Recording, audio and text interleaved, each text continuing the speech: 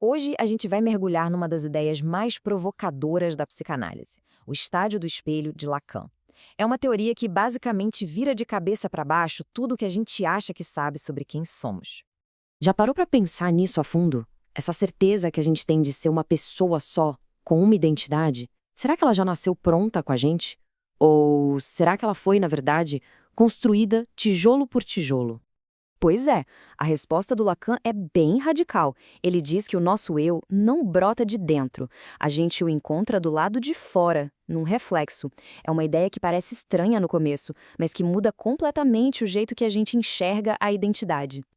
E para a gente entender essa ideia, nosso roteiro vai ser o seguinte: primeiro, vamos ver como é o mundo antes do espelho. Depois, o grande momento do encontro com a imagem.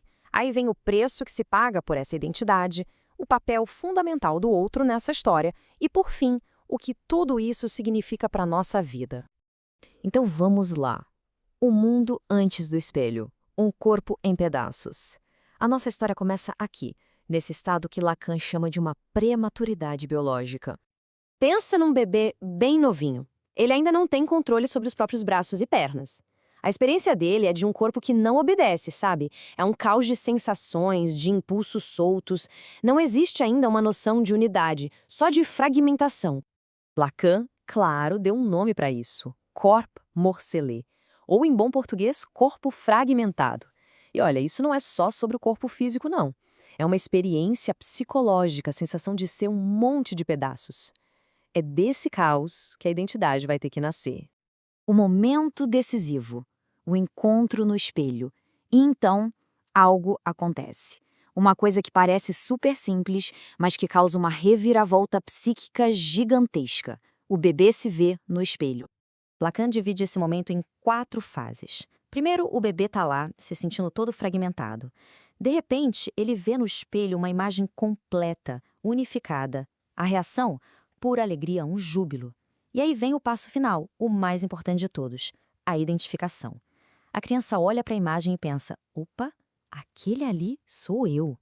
E esse tal júbilo não é uma felicidade qualquer. É o prazer de se ver inteiro pela primeira vez, mesmo que essa imagem seja só uma promessa, uma antecipação de um controle que ele ainda não tem. É um momento de vitória, mas uma vitória imaginária. O preço da identidade, a criação e o custo. Só que esse momento de triunfo tem um porém, tem um custo. A identidade nasce, é verdade, mas ela nasce de um jeito bem específico e bem problemático. E aqui está o pulo do gato da teoria. O ego, essa parte que a gente chama de eu, não nasce de uma verdade interna, não. Ele nasce de um engano. Ele é o resultado da gente se identificar com uma imagem que está do lado de fora. Lacan chama esse engano fundamental de méconnaissance, que a gente pode traduzir como desconhecimento ou reconhecimento equivocado. Basicamente, o nosso eu é construído na confusão de achar que aquela imagem no espelho somos nós, quando na real ela é só uma imagem. É por isso que o Lacan faz uma distinção importante. De um lado tem o moi, que é esse ego imaginário, que nasce no espelho. Do outro tem o je, que é o sujeito que fala, que aparece na linguagem. O moi é a imagem que a gente acha que é. Já o je é o eu que fala, que está sempre dividido e que nunca se encaixa perfeitamente naquela imagem. E as consequências diretas disso são 2. Primeiro, a alienação. Desde o comecinho, a nossa identidade está fora da gente. E segundo, o narcisismo. Aquela imagem idealizada vira nosso primeiro grande amor. A gente se apaixona por ela e é daí que nasce o amor próprio. A validação do outro, a palavra do outro. Mas calma, que a história não acaba aí. Não é só a criança e o espelho. Para essa identidade nova colar de vez, precisa de mais um elemento. Um elemento que vem do mundo lá fora. Tem um gesto que o bebê faz que é crucial. Depois de toda aquela alegria de se ver no espelho, ele vira a cabeça. Ele olha para quem está segurando ele no colo, que geralmente é a mãe ou o pai. E por que ele faz isso? Ele está buscando uma confirmação. Aquela identificação com a imagem ainda é meio frágil, entende? Ela precisa de um carimbo, de uma validação. Ele está procurando o olhar daquilo que Lacan chama de grande outro. E quem é esse tal de grande outro? É o mundo da linguagem, da cultura, da sociedade, que está ali, representado pelo adulto. É olhar ou a palavra desse adulto tipo, olha lá, é você que vai selar o acordo e transformar aquela imagem numa identidade de verdade. O legado do espelho, o impacto duradouro. Ok, então qual é o saldo final de todo esse processo? O que a gente carrega do estádio do espelho pelo resto da vida?